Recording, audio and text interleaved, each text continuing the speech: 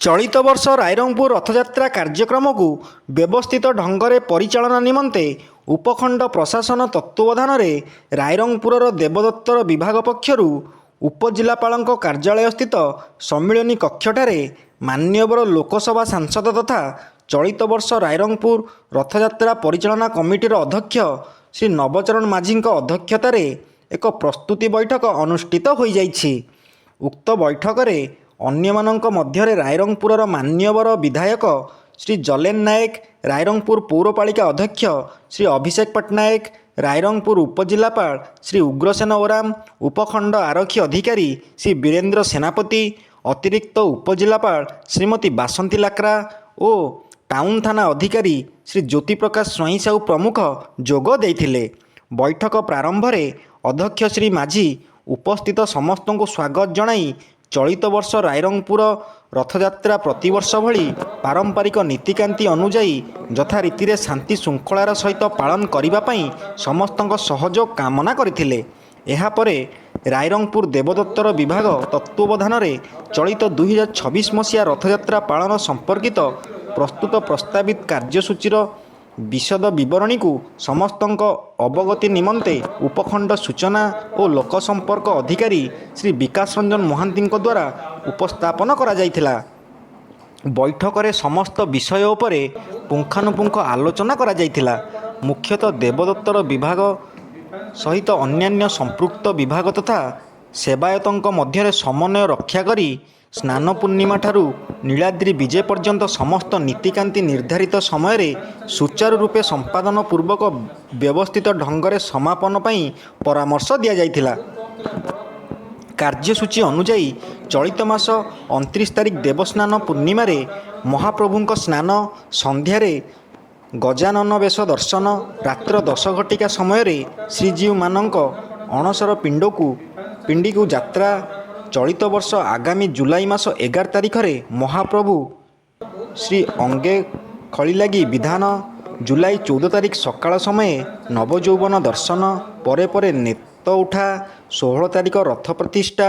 ପ୍ରଭୁଙ୍କ ପହଣ୍ଡି ଯାତ୍ରା ଓ ରଥରୂଢ଼, 16 ଓ 17 ତାରିଖ 2 ଦିନ ଅପରାହ୍ନରେ ରଥଟଣା, 20 ତାରିଖରେ ହେରା ପଞ୍ଚମୀ ନୀତି, 21 ତାରିଖ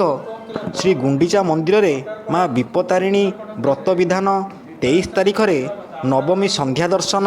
24 ତାରିଖ ପୂର୍ବାହ୍ନରେ ବାହୁଡ଼ା ଯାତ୍ରାର ପହଣ୍ଡି ଓ ରଥାରୂଢ଼, 24 ଓ 25 ତାରିଖ 2 ଦିନ ଅପରାହ୍ନରେ ବାହୁଡ଼ା ଯାତ୍ରାର ରଥଟଣା, 25 ତାରିଖରେ ଏକାଦଶୀ ନୀତି, ଅଧରପଣା ଲାଗି ଓ ସୁନାବେଶ ଦର୍ଶନ, 26 ତାରିଖ ଅପରାହ୍ନରେ ନୀଳାଦ୍ରି ବିଜେ ଇତ୍ୟାଦି ମହାପ୍ରଭୁଙ୍କ ସମସ୍ତ ନୀତିକାନ୍ତିର ସୁଚାରୁ ସମ୍ପାଦନ ପାଇଁ ନିର୍ଦ୍ଦେଶ ଦିଆଯାଇଛି। ରାଧାମୋହନ ମନ୍ଦିର, ମାଉସୀମା ବାଡ଼ି ଏବଂ ରଥରେ ରଙ୍ଗ ଦେବା ଆଦି ଆନୁଷଙ୍ଗିକ କାର୍ଯ୍ୟକ୍ରମ ନିର୍ଦ୍ଧାରିତ ସମୟରେ ସମ୍ପୂର୍ଣ୍ଣ କରିବା ପାଇଁ ପରାମର୍ଶ ଦିଆଯାଇଛି। ସେହିପରି ରଥ ଟଣା ପାଇଁ ଆବଶ୍ୟକ ପଡ଼ୁଥିବା ଦଉଡ଼ି ଯୋଗାଇ ଦେବା ପାଇଁ ଟାଟା ପାୱାର କର୍ତ୍ତୃପକ୍ଷ, ରାସ୍ତା ଓ ଗୃହ ନିର୍ମାଣ ବିଭାଗ ଓ ଗ୍ରାମ୍ୟ ଉନ୍ନୟନ ବିଭାଗ ରାଇରଙ୍ଗପୁରଙ୍କୁ ନିର୍ଦ୍ଦେଶ ଦିଆଯାଇଛି। ଠାକୁରଙ୍କ ଲାଗି ହେବା ପାଇଁ ଆବଶ୍ୟକ ପଡ଼ୁଥିବା ଫୁଲ ଏବଂ ଫୁଲମାଳ ଯୋଗାଇ ଦେବା ନିମନ୍ତେ ସହକାରୀ ଉଦ୍ୟାନ କୃଷି ଅଧିକାରୀ ରାଇରଙ୍ଗପୁରଙ୍କୁ ନିର୍ଦ୍ଦେଶ ଦିଆଯାଇଛି। ରଥଯାତ୍ରା ସମୟରେ ରଥଦାଣ୍ଡ ଏବଂ ସହରର ବିଭିନ୍ନ ଗଳି ଓ ଅନ୍ଧାରୁଆ ସ୍ଥାନରେ ବିଦ୍ୟୁତ୍ ଆଲୋକ ବ୍ୟବସ୍ଥା, ଶାନ୍ତି ଶୃଙ୍ଖଳା ରକ୍ଷା ପାଇଁ ଆବଶ୍ୟକୀୟ ପୋଲିସ ମୁତୟନ ଓ ଟ୍ରାଫିକ୍ ନିୟନ୍ତ୍ରଣ, ରଥଟଣା ସମୟରେ ଏନ୍ସିସି, ଏନ୍ଏସ୍ଏସ୍, ୟୁଥ୍ ରେଡ୍କ୍ରସ୍ ତଥା ବିଭିନ୍ନ ସ୍ୱେଚ୍ଛାସେବୀ ସଂଗଠନର